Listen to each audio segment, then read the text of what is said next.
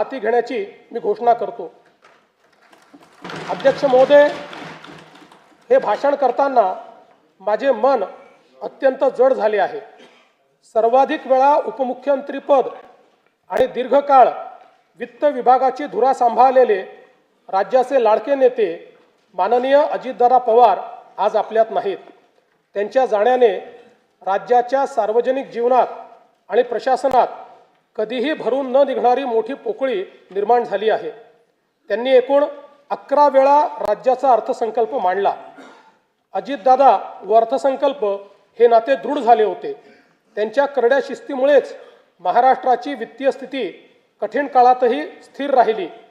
काम करणारा माणूस ही त्यांची ओळख आणि त्यांनी दिलेली विकासाची दिशा आजही आपल्याला प्रेरणा देत आहे।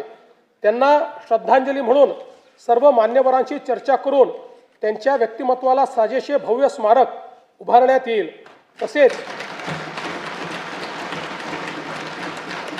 तसेच त्यांच्या नावे गतिमान नागरी सेवा पुरस्कार देण्यात येईल असे मी जाहीर करतो।